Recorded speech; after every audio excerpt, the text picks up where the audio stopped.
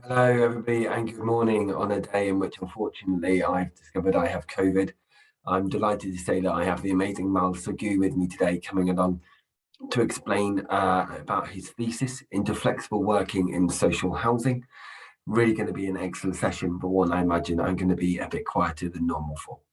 Many thanks. Look forward to seeing what comes up today, and let me know if you have any questions afterwards. Great stuff. This meeting is being recorded. Good morning, everybody. Start by a quick introduction of myself. So I'm Sagoo. I've been in the social housing sector for now longer than I like to say. It's nearly 30 years, so dare I share my age there. So largely been on the asset side. So I can see you all thinking, oh, this is an asset guy. So what does he have to do with mobile and flexible working? So I started my journey down what I call flexible working in 2013 when I joined Waterloo Housing Group. And I joined them as they were merging three housing associations together to join Waterloo Housing Group. But the board and the executive team at that time had the vision that we'd be all mobile and agile working, which was great. And we started our journey in 2013 down that route. And I'm sure they won't mind me saying is we got it completely wrong at that point. And you learn from your mistakes, so that was great. All we did basically is we said to a lot of staff, great, you're a mobile worker now, and guess what? Here's a laptop, here's a printer maybe for your home. Go home, you're a mobile worker. And we sent a lot of our staff teams out home working so that they could be out on the patches straight from home.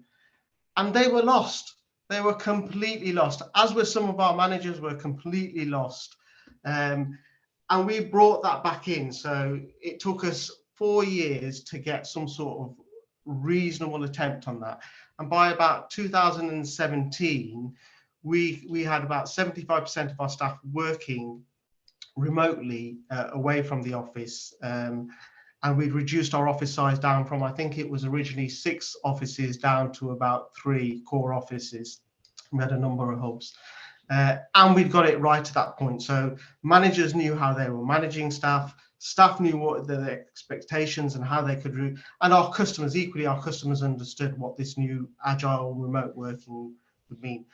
Just in case there's a few purists on the call, I do appreciate that, and we'll go into terms later. Agile working is another form of working which gets involved in things like Kaizen, Kanban, and lean management. When I talk about agile working today, I am talking about people working remotely and flexibly in their working arrangements. I've got a quick presentation to go through, which is to do with a thesis. So in 2019, I actually started my MBA. So at my age, my employer told me that I should be doing my MBA, and I screamed and shouted, saying, no, way too old to be learning new things, but they shoved me onto the MBA. And I'm really glad I did it. But through that, I was asked to do a thesis on a management subject. And what better than flexible and working arrangements, something that had been part of my life for the last few years. And it's been really eye-opener. And the thesis, which was finished in October last year, has been awarded. I'm doing some work now with Cranfield just to move that forward. And it was really interesting, and hopefully you'll find some of the outcomes that I share with you today from that thesis interesting, and it will start to promote our debate. So I'm going to share my screen now with you, and hopefully you'll all be able to see this.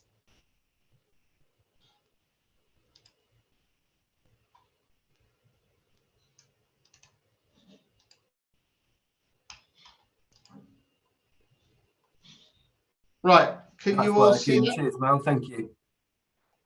Right, so that's the front cover of my thesis. It should be available online if you log into Aston.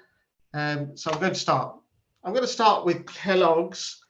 So I'm not trying to tease anybody out there, really. Those of you who've missed breakfast, but the research questions that flowed from my thesis were really about flexible working arrangements. And flexible working arrangements, when I started to look into some of the literature and the research, are nothing new.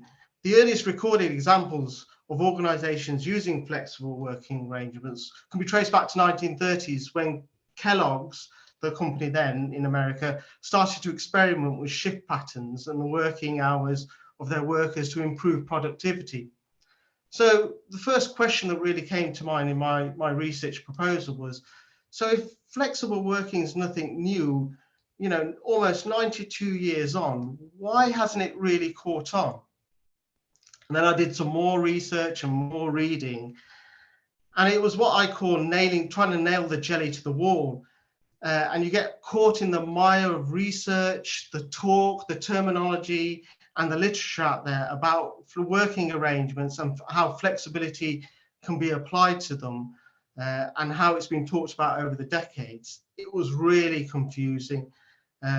And there was no real universal way of defining working arrangements and how flexibility could be applied to them. So another research question and a route on my research was really, I wanted a framework where we could define working arrangements and how flexibility could be applied to them.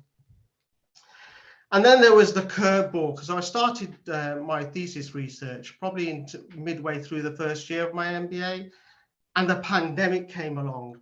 And it sort of really skewed me, because we went from a lot of organizations working conventionally without remote working to almost overnight, I think it's 46% of UK organizations started to work remotely. And that obviously, the pandemic lessened our ability to interact in person and imposed working at distance on many organizations. And then the question really for me was that the limit of flexible working? Were we only talking about home working or remote working or working away from the office? And then the fourth and final question the research really got into was, all things being equal, nothing was broken in terms of housing associations and businesses, how they were running prior to the pandemic. We were all successful, we provided good services. So logic would deem that post-pandemic, during the pandemic rather, we implement safe these mobile working practices, and then as the pandemic ceases and disappears, we go back to how we were working before, because it worked fine. We had the infrastructure to deliver that, offices and the like, so we should have went back. But clearly the signals throughout the pandemic and post the pandemic, if we are post the pandemic, were that a lot of organizations were signaling that they wanted to retain flexible working. So the question really came about, well, why was that? What's really driving this change and this need to retain flexible working? Quickly to go through the research methodology. So a large amount of the research was fed from a literature review. There was an abductive and cross-sectional study method used, which resulted in some semi-structured interviews of some HR directors, basically, of housing associations. And I gained some quality data from those interviews to feed into those questions. Just quickly, the two tables represent the sample sizes of the 10 organizations I interviewed. But in total, those 10 organizations represented almost 10,800 staff across social housing providers. And as you can see from there were organizations of varying sizes, and they were across the country. So some in the southeast, some up in the north, and some from the Midlands. So to answer the first question, really, I developed a theoretical framework which looked at working arrangements.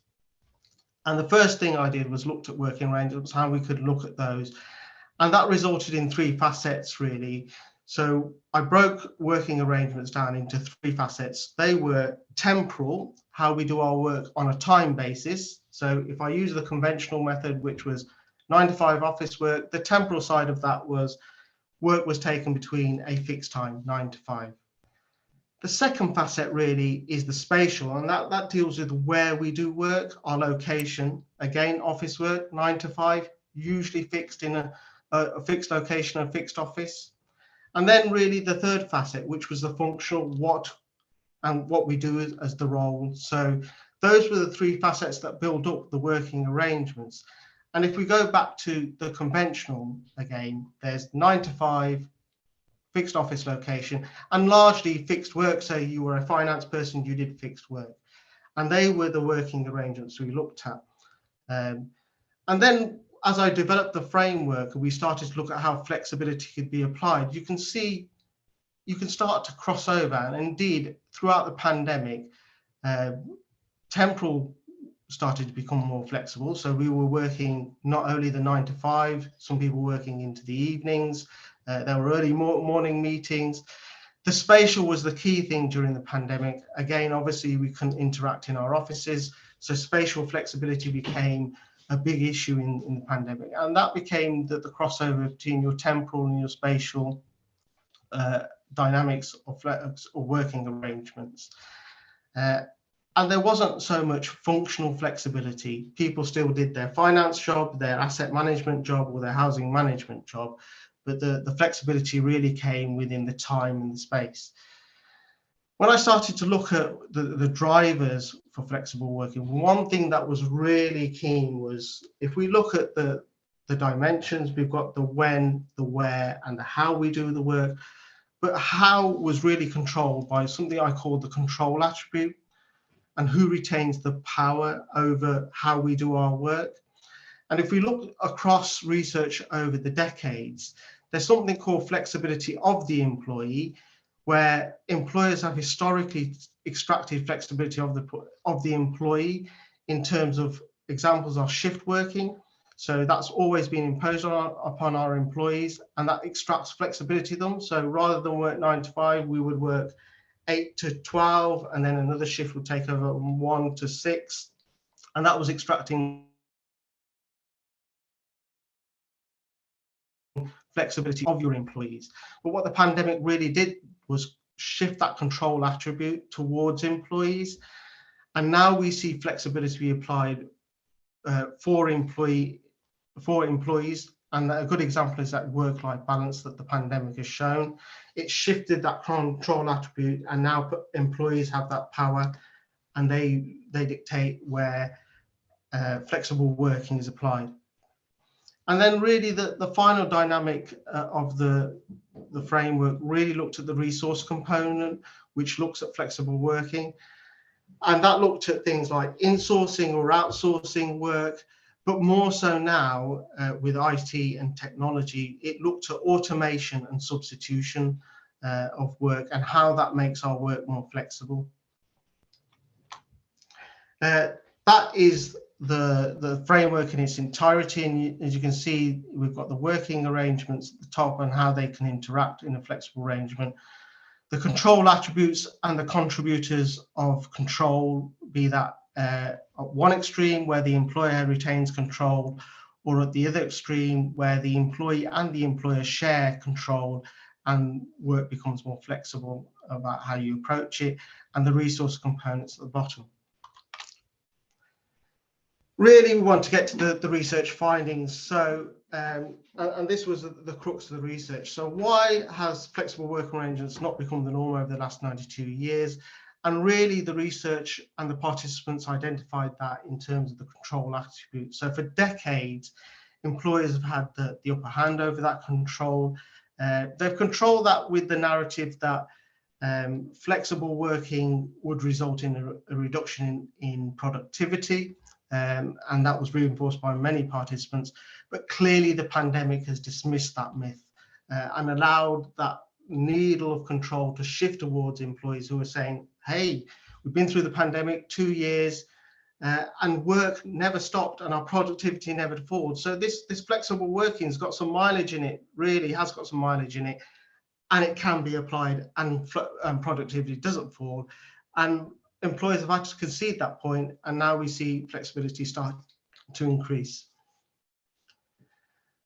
Obviously, the pandemic limited our ability to interact and impose working at distance, but clearly the spatial, well, where we do our work is not the only facet in which we can apply flexibility. Time, we're seeing it has been expanded, so we've moved away from flexi time day, I say, which doesn't work really well in flexible working arrangements, but we're now seeing the evolution of time as well, which has sort of stalled at flexible working. And we're seeing 4-day weeks, employers starting to adopt 4-day weeks and apply flexibility to that. But throughout the research, there were very few organisations that had even addressed functional flexibility, bar one of the participants who was really starting to look at functional flexibility. So it was about 4 years ago, I think the Institute of Housing's put out some paper on housing in the future and how functional flexibility, or flexibility of the roles that we adopt in housing, be that housing officer, an estates officer, a surveyor, need to start to change and become more flexible as technology is applied to those. And I found throughout the research that particularly one of the participants were really moving down, not only flexibility in time, but also flexibility in location, but massively in flexibility in terms of what their staff were doing. So they were mixing housing management and surveying functions, a bit of finance functions in that, a bit of rent collection functions in that. So functional flexibility within that organisation had started to evolve, and that was changing that organisation. Really interesting. I think we'll see a lot more of that going forward, and hopefully some of you have got some views on that we can share. But post-pandemic, all things being equal, were housing organisations going to return to conventional working? Well, no. I think a lot of organisations signalled they wanted to keep it. And that shift of power from employer to employee was really moving that forward. And we're now seeing employers really engaging in that.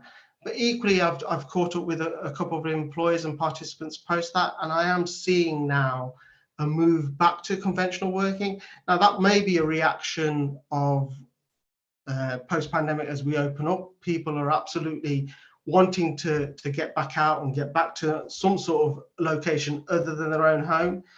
But we are seeing in some organisations, particularly one that I've spoken to, that even though they have the title of flexible working, the processes and the calls of managers are actually calling their staff in every day for a meeting. So it sort of belittles that flexible working, something we need to be aware of.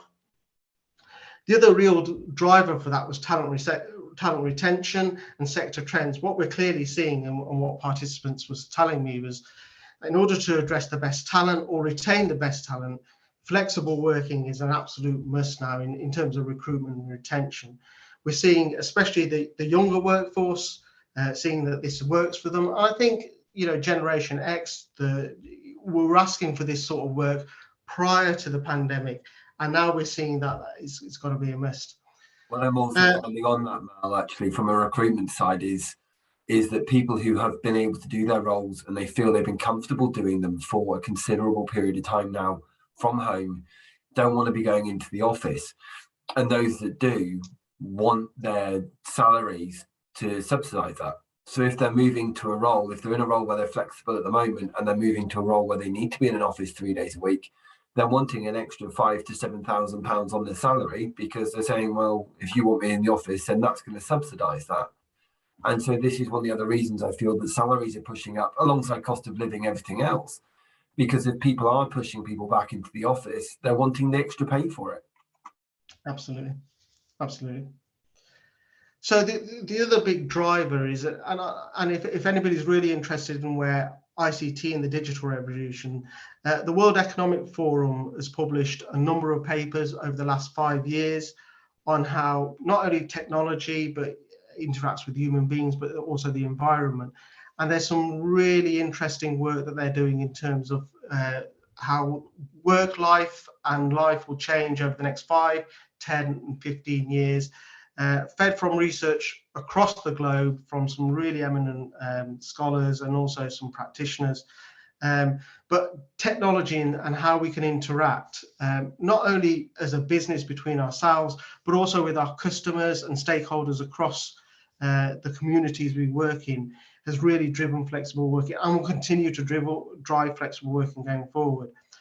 So really important, really interesting to hear from anybody else who's done anything different along the lines of that across the last 2 years. Although the majority of participants moved, as I said, to a flexible working in terms of location, as I indicated before, there were very few employees that had moved into flexible working in terms of the functional. Really interested to see if anybody's doing any more of that. Definitely know of now 2 organisations that are going down that in a big way, that's changing the way in which they're structuring their organisations and moving forward. But also talking to other organisations, as I said before, that there is a trend now of managers dragging people back into the office every day as we start to open up. So even though you've got that label of we are a flexible working organisation, we work flexibly, effectively the processes that the managers are using are dragging people back to conventional working.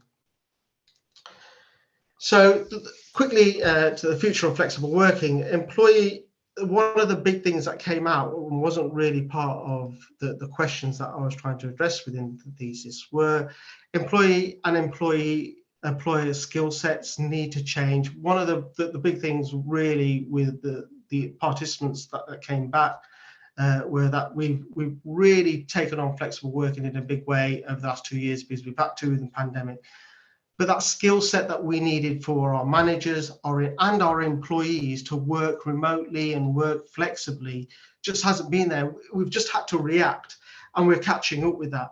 And it is a different skill set to managing a flexible workforce, but not only your workforce, it's a different skill set in managing customers remotely and how our customers interact with us. So that's something that needs a bit more research, and we need to move forward with is how we now, we've done the reaction, but we now need to plan that in and move forward with that. The younger, and dare I say, our future workforces have absolutely adopted this and want this for the future. So, you know, if we want to attract the best talent, if we want to develop the best talent, we're definitely seeing that, you know, flexible and agile working is the way forward. Technology will change the way we work. And hopefully there's no finance people. I always pick on the finance people, but within 5 or 10 years time, I'd be highly surprised if there's not a piece of software which does a lot of your financial functionality for you, almost to the point where it's talking to some of the finance directors out there, that it becomes so automated that they allow it to produce their annual accounts. Now, for a finance director, financial accounts, probably check them is somewhere to go. But you can see that technology is progressing to the point that, you know, what we see as traditional functional roles will have to change going forward. And then really the big question, will the power control attribute swing back towards employees, or will employees retain the control attribute and dictate that the way in which they work? And I think Matt's been quite clear there. You know, clearly talent now in the next couple of years will be talking about how they want to do their job and how best they can do that. And we need to be listening to that. 100%. And I think there's a balance between the two. Thank you, Mal, for sharing that with us today. And I do believe, you know, I'm going to open it up to questions and thoughts on that now, but I absolutely agree. Like anything, I imagine there will be a change, but there's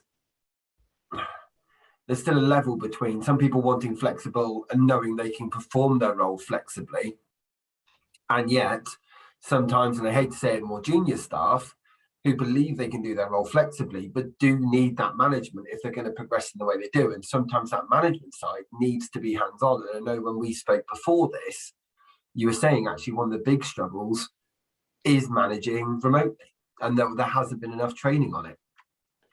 Now, the participants were key about that is that, you know, the pandemic threw upon us. I think that prior to the pandemic, the stats would roll out that probably about 8 to 9% of workforce within the UK were working remotely. Post the pandemic, that lifted to 46%. So it was a massive ballooning of organisations adopting it.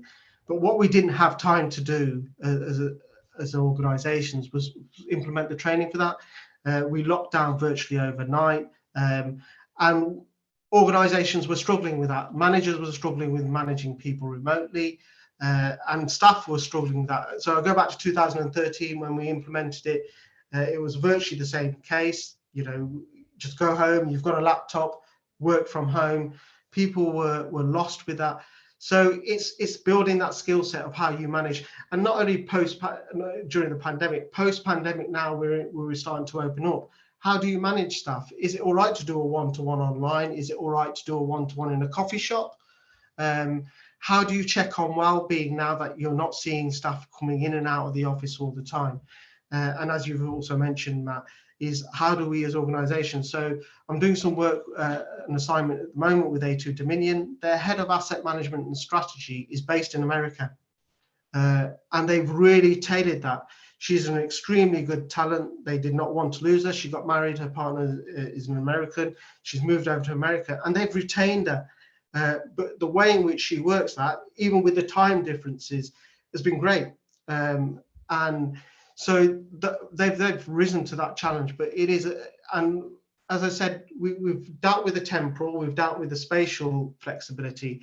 In the next 5 years, you will start to see this functional flexibility moving forward, and how we train and alter our staff to take on that functional flexibility is going to be key. And that's not only our current workforce, but our future workforces. When we look, I know now look for surveyors who are building surveyors.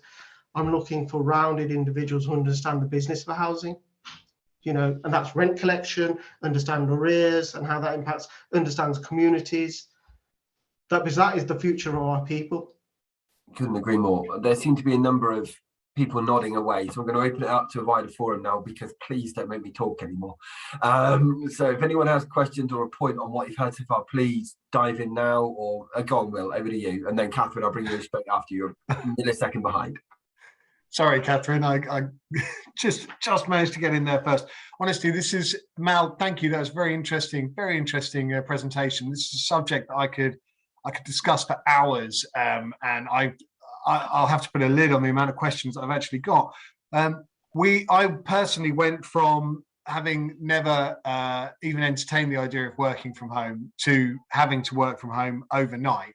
And for me, it came a really inconvenient time from a sort of a career point, because I was moving from private sector property management back into social housing, and I hadn't worked in social housing for a good sort of 7 years. I'd been in the private sector. I'd just come back into social housing right at the start of the pandemic. So my first week was in lockdown, and I think I really struggled personally to sort of really bed myself into the organization, because everything was at a distance. I felt at arm's length the whole time.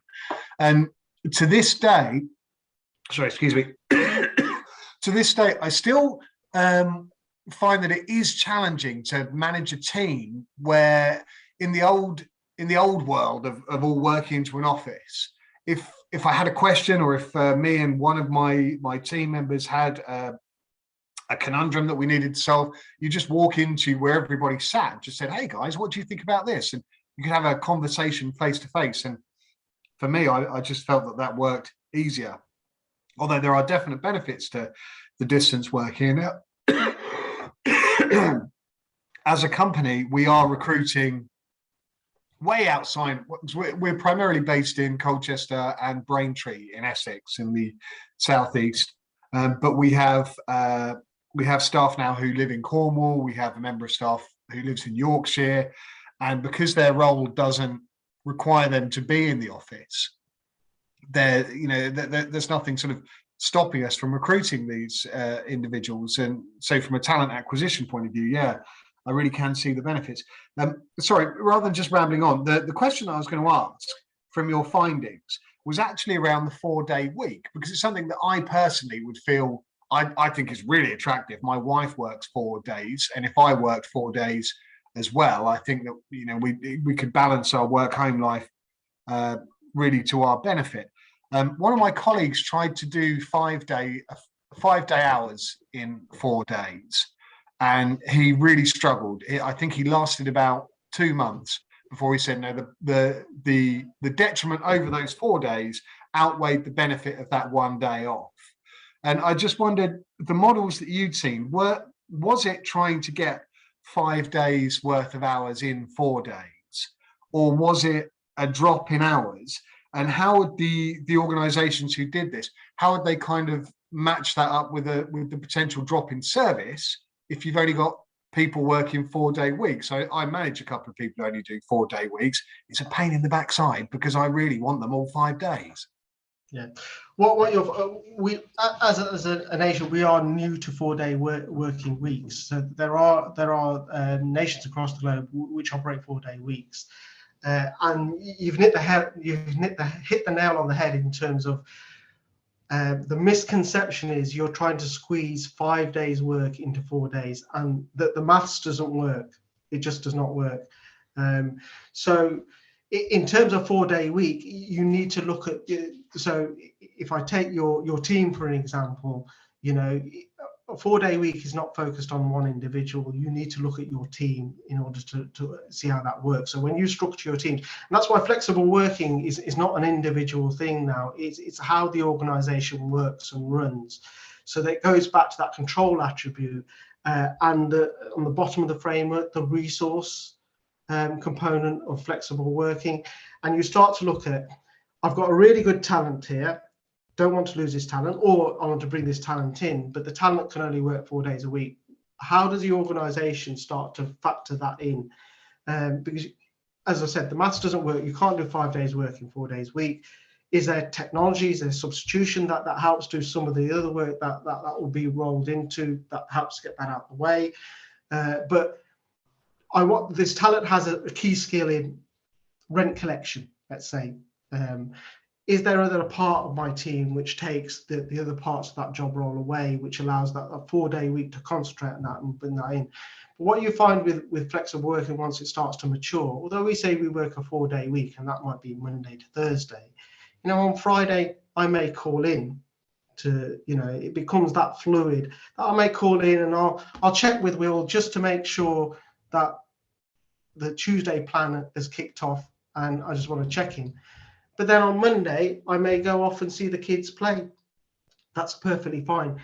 The key about flexible working, the other challenges was this, you've mentioned it, work-life balance. Because you go from one extreme, you start to become this fluid organization where work and home life is really fluid. But in the extreme, it starts to take over your life, and it's just work, everything, ability to move into that.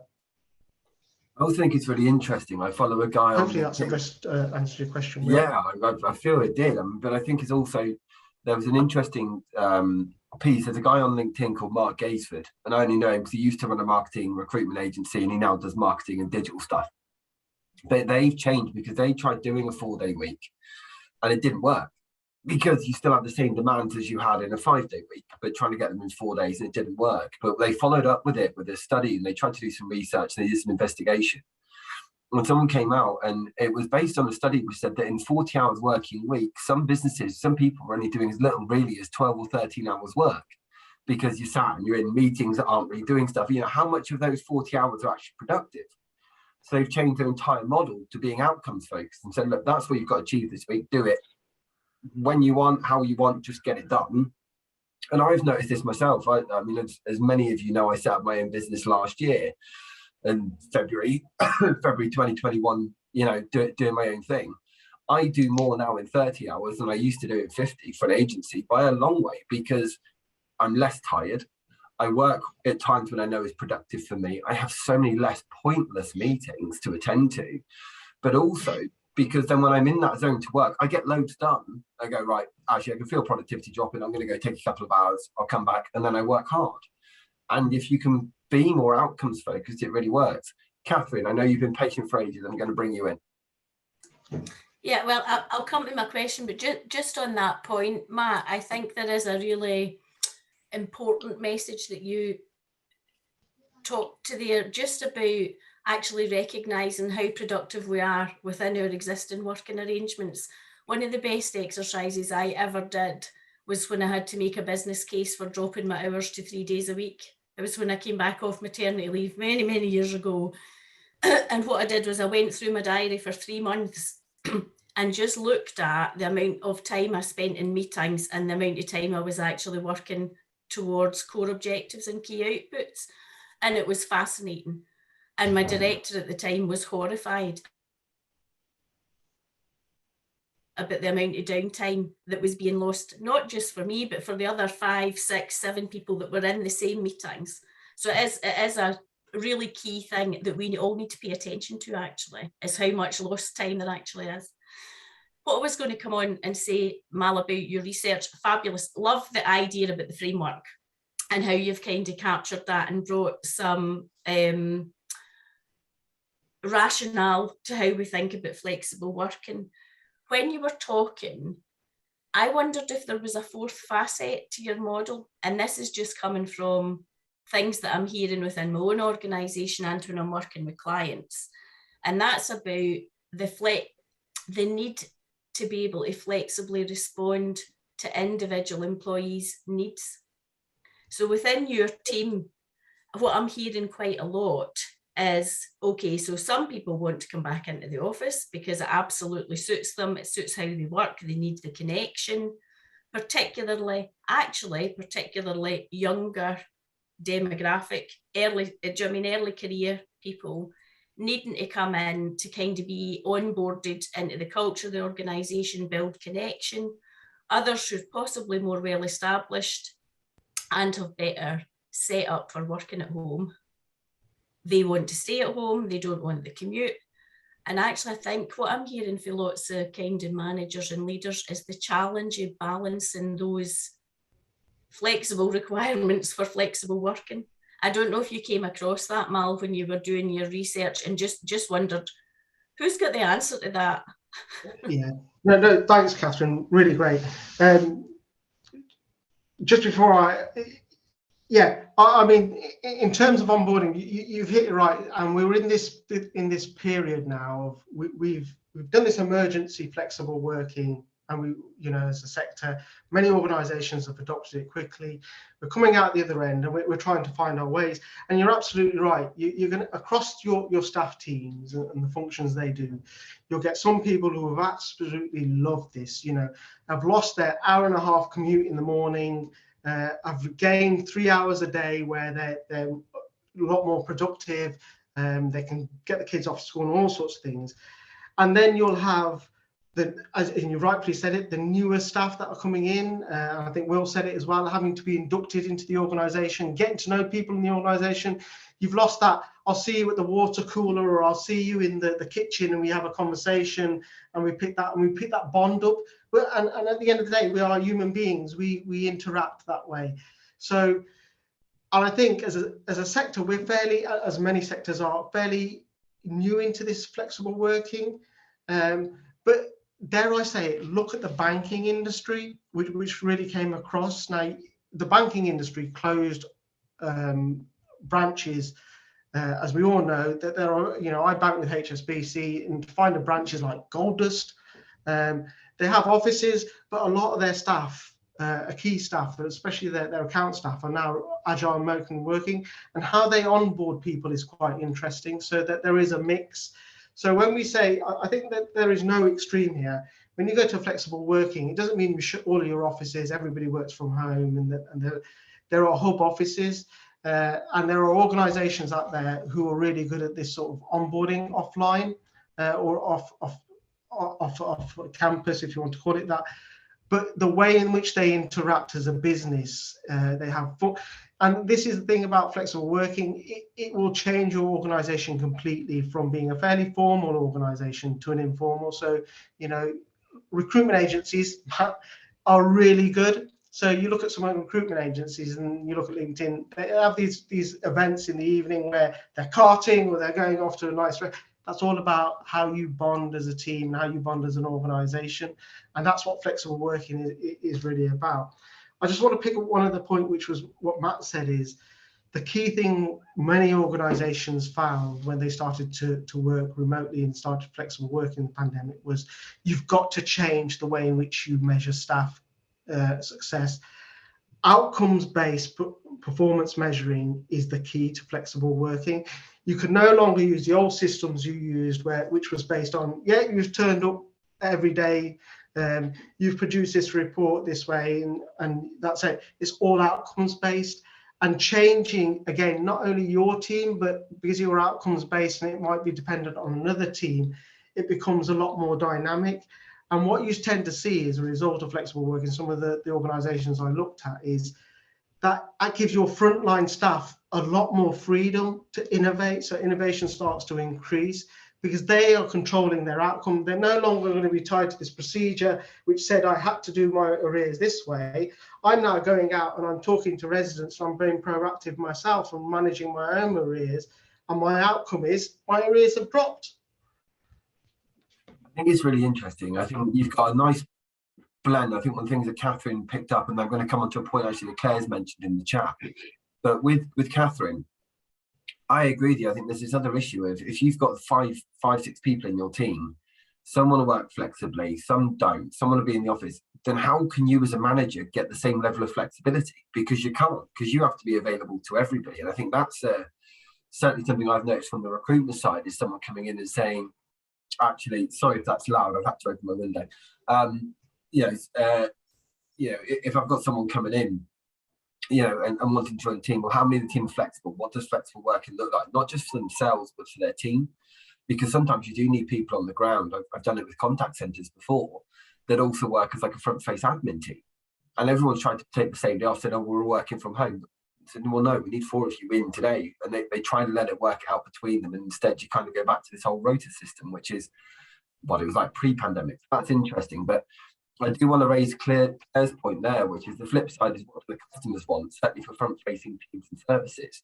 So Mal, I'd be interested to hear, and then I'm going to bring up Will's point he's come to actually on that point, but it's always going to be a bit more fixed on the front line, although I suspect if we did make it more flexible, it might work for customers, making staff available in the evening or weekend. And that's an interesting point, because to anyone who joined a roundtable with me 2 months ago, maybe 2-3 months ago, I had Hannah Harvey, who's the executive director over at Saffron Housing, and they were of Will's mindset. Let's make things more flexible. Let's make sure we're free in the evenings, weekends. Let's make our repair service 24/7. And in the end, the tenants came back and went, I don't want you being 24/7. I just want you here 9 till 5. So I think the interesting point Claire's made there is, and I think there's only one answer, is we have to speak to our customers. We have to speak to our tenants. Be like, look, if we offer this, is that going to work for you? And that might remove some flexibility for staff. But at the end of the day, the whole reason our businesses exist is to look after our tenants. And Mal, I don't know how that's come up in your research at all.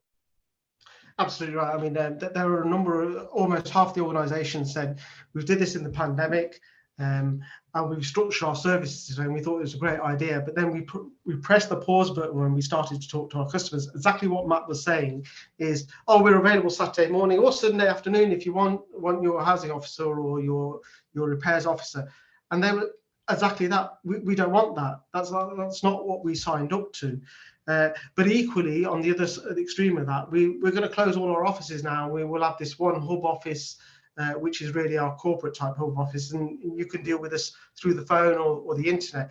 And customers were clearly saying, because your demographic of customers will be all different, hold on, we want to come to an office. We want to talk to a human being face to face in an office, because you might be a small rural association with a town centre or a high street presence, which they value. So you can't forget your customers and it just makes logical sense. You are a business, you structure your business, you have to talk to your customers about that, what they want. So you can't, and some organisations have gone down to the extreme of shutting all offices, selling them, reducing their overhead. It looks great on paper, but it's not what your customers want. And I think that's going to be the interesting point. I'm going to bring Claire in, because obviously it was her that brought up the original point. But I agree with you, Mal, that balance between the two, and we go, oh, we need to do right by managers and right by staff. Getting it right for the customers is again, you've got to get this blend right. And I feel we're getting there, but it's going to be interesting. And actually, through the pandemic, a lot of customers like the fact that people were checking in more, because that was part of the job now, was just to check in. But Claire, let me bring you in. So I think the first thing, when you're talking about sort of being a manager and working out flexible working, not working, what your teams do, which is just the point before this one, is I was recruited in to a housing association at the very beginning of the very first lockdown.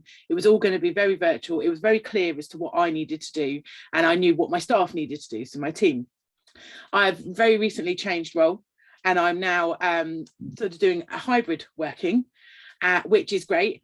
But for me, and what both sort of Will and Mal and Catherine all said, the confusion for me was, I want to do what's right for my team, but I need to know when they're in so I can organise my life to know when I need to be in, so that we're all at some point in the office at the same time. But actually we have got teams, so we don't have to be in. It's taken, I'm in week 6, and it's taken until this week for that to just settle in, which has an effect, not necessarily a detrimental one, but an effect on my home life and what I'm doing and the way I feel about my new job, because I'm still a bit unsettled as to actually what day am I going where, and when am I going to be walking the dogs, and all the joys of flexible working that now I've got to condense into the days that I'm not going to be at home. So I don't think there's an easy answer to it. I'm lucky my team is very flexible in that we've come to an agreement all together and it works well. But yes, I think it's definitely a difficult one to suggest hybrid working, but then not have any framework or a little bit of formality behind it to avoid going back to a rota system or going back to sort of the 80s with the caps and stuff. I think it's interesting on it, just very quickly, because you're talking about onboarding and you joining a new business. The one thing I am hearing absolutely everywhere, every single week, about one of the first questions I get asked about a new business is, what's the culture? And like it or not, you've struggled to embed into the culture of the business because that flexible framework wasn't already in place. Yeah, no, absolutely. And I think putting down that it's flexible working, it's remote working, or it's part remote, part home, putting that on an application form or even having it as part of your interview or your onboarding is very different to the reality behind it. And I think everyone is feeling their way. And I think that's where we've allowed ourselves and for other teams, the employers are allowed to fumble along a little bit because it's new. But I think we're going to get to a crunch point where actually this is something needs to change and to happen so that people aren't feeling a little bit lost. Again, I've been doing it for 20 plus years. I'm confident in going in and out of businesses, but actually my team aren't. So for them, like, I can challenge it, but they're not feeling that way. So I'm then taking on someone else's challenges in order to make them feel more comfortable. And that's a whole new roundtable, I'm sure. So I'll leave that bit there. But about what the customers want, it's the reason I've raised that I work in business change. And very recently, my team has moved into a sort of a technical arena, but I don't do the technical. So I'm permanently, every meeting, in fact, the meeting, I'm sorry I was late to this, the meeting I was in overran because I kept raising, but this isn't a digital project. We need to speak to the customers. We need to understand what they want. And it's bringing that back because everybody got thrown into this crazy, unprecedented is the word, but it was, and nobody really knew what the hell was going on. And then now it's kind of, I feel certainly I've fallen into this trap, and I feel a lot of other people have, is like, how do I make this work for me? Or how do I make this work for the team? Or how do I get the spreadsheet to work? The financials to work, whatever it is. But we sometimes forget that actually, but certainly for me within social housing, the customers are the ones we need to make sure that we're serving. So yes, there's regulatory things, and yes, we need our figures and our dials to look right. But actually, if we start talking to the customers, find out what they're happy or not happy with, digitalizing everything, putting everything online, like repairs, for example, you put everything online for repairs, they are still going to call to chase the repair, or they are still going to phone up just to make sure that appointment's happening. So it's redefining that problem and being like, actually, what is it that you need and how can we adjust it that way, but from the customer perspective rather than the technical, or rather than from the financial side of stuff. And I think that's something that I'm seeing a huge demand in, whatever, if you call it business change, service design, transformation, continuous improvement. Honestly, they're all of the same genre, and that's where there's now a huge demand for that sort of skill set to come in, because it's making sure that it doesn't just go down one line or the other, but there is that balanced approach. That's a really good point, Claire. I mean, I'll say again, as a business, because we don't sell widgets and make a profit from those widgets, if you look at any private business, the customer always comes first. What in terms of marketing does our customer want? And we will sell that. I'm assuming we're all managers. one of the key things we did find is with flexible working, and some of the stuff I do now with businesses in terms of restructuring their teams. How many people manage over 5 people? Yeah. In a flexible working environment, that becomes immensely difficult. It's difficult anyway when you're not working in a flexible, but what you'll find is in order to have a one-to-one relationship with each member of your team, but then also manage the team and probably manage team meetings with other team meetings, with other teams, what some of the organizations were telling me, and I probably agree with them, is 5 is a maximum. If your ideal is 4, 5 is a maximum. And what they were finding is a strange kickback from flexible working is, and HR teams don't like this, is it starts to introduce another tier within your structure. You can call that management tree if you want to, but it starts to introduce that in order for me to manage these people that are working remotely and flying about, so I know that person's well-being is good and I'm managing that person on a one-to-one basis. 5 was sort of the maximum, 4 was the ideal. And I think that's what I was saying before, was how do you manage that? And if that's the way it needs to be done, then I mean, I can certainly see some of the people who are on their videos completely agreeing with you. I was waiting for Will to finish off his call before bringing him in, but no, I completely agreed with a lot of what Claire said as well. So thank you for bringing that up, because in fact, I'll let Will, because I'm pretty sure he was commenting on exactly that. That's absolutely right, Matt. I was just really going to say that I agreed with an awful lot of what Claire said there. I just one of the things I thought was really interesting about the discussion that's just been had was not to forget the customers. And Mal, your example of like satellite offices, I don't know any. For any of the housing providers that I've worked for. So I was in social housing, then private sector, then social housing. I've sort of chopped between the two. I don't know any who've ever advocated for closing hub offices. And yet I don't know any provider who's actively sought to open hub offices. It's always been, satellite offices, oh yeah, we don't need them, we'll close them. But the customers normally are not happy about that. So I do, it's within the industry, everything is that kind of trying to balance it. But I mean, it's going to be a lot more important moving forward with the advent of the social housing white paper and the focus on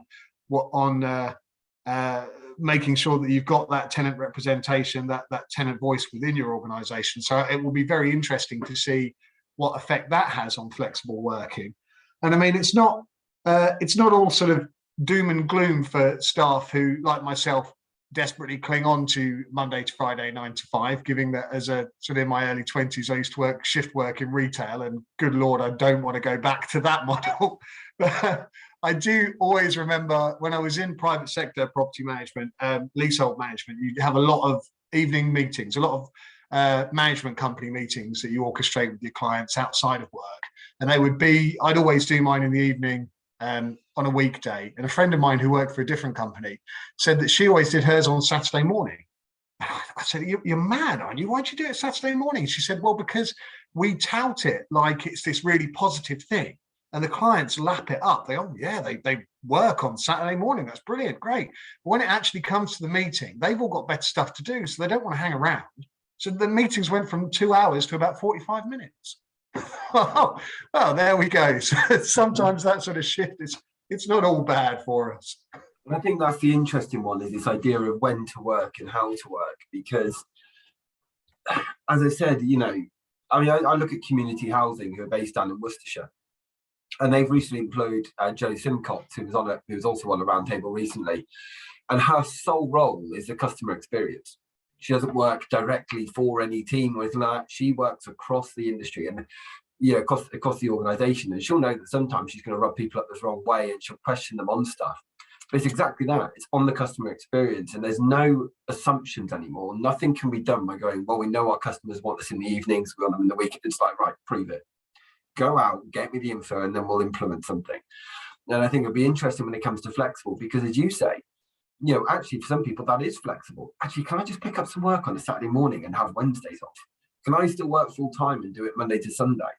And I say we forget that although it isn't for everybody, that works. But it's going kind of right back to what Catherine then mentioned earlier, and Claire's mentioned, managing those teams then, going, well, what if they need managerial support and I don't work on a Saturday? So I do think there's a way to go. And Mal, I know you mentioned that, and I'm going to leave you to kind of do the wrap up in a minute. You know, one of the things that you've mentioned is how to manage those teams flexibly, but within their flexibilities as well. And that's where the training comes in, which almost goes back to one of the first points you mentioned, which is actually we're all still doing this a little bit by the seat of our pants. There hasn't been a formal training thing implemented, and that's why your framework works. Yeah. So I'll go back to, I just say, flexible working doesn't mean you shut your offices. And I think there's been a lot of that. We're going to go to flexible working. We're going to shut X number of offices, and the justification, the business case justification to board is if we do this, we save this. And it doesn't mean that flexible working, if you go through the three types of working arrangements, we either do it time, we do it in space, and we do it on function. People are going to be at different places, and it's a slow mix of that. We've had to adopt it quickly because of the pandemic. That's over, well, nearly over, not for poor Matt, but nearly over, hopefully over. But the way in which we've now got an opportunity as businesses to draw a line and draw our vision for how we move forward on that. And that could be, we're going to retain our head office or our regional offices because that's what our customers want. And we start this process as a proper business change process over time. So we start with time. We talk to our customers about time. Do they want Saturday mornings? Do they want late evenings? No. So that's, you know, a 9 to 5 is that core hours are still right for us. But flexibility to our staff may mean, you know, if you're a new organization, yeah, you know, we're not clock watching you. So if you want to go watch a kid's Christmas pay on a Monday morning, you know, I'm not going to really say, right, you owe me 2 hours on a Friday. And in addition to that, and we start this process, it doesn't go from one extreme to the other. And there will be teams that, you know, you'll have a member of staff who want to be in the office every day. And then when they start to see the benefits of flexible working, they'll start to meet people outside of the office, and that starts the journey really. So we've had a quick introduction into flexible working in terms of the pandemic. I would really encourage businesses now to plan and say where they want to be. But the key thing for us now is to talk to our customers. And to be fair to customers, there are a lot of customers who've had the digital experience and absolutely love that. You know, they have absolutely loved that, and that's all they want. And that's key to pick them up. But there will be a lot of customers who haven't had that, have been lost in the pandemic, and we've got to bring them back in. Well, thank you so much. Claire, I think you've got your work cut out, just putting it out there, judging by the conversations in the chat. Everyone else, thank you so much for coming today. Apologies, I haven't maybe been on the best of form, but Mal, thank you so much, because we talked about this a while ago and I wanted to get this shared. It's obviously been recorded. I will share it around with everybody so we can put it up, and I'll share the link. But thanks, Mal, because it's taken a lot of work. And for those who don't know, he graduated yesterday. So congratulations on that as well. Thank you. Thank you all. No, thank you, everybody. Next week, excuse me, I've got Rachel Honey-Jones, who is talking about how we can use contractors to use their social responsibility targets to support tenants and communities, because they do it a lot in Wales and we don't do it a lot in England. So really interesting one. But thank you, everybody. Thank you, Mal, and I'll speak to you all soon. Okay.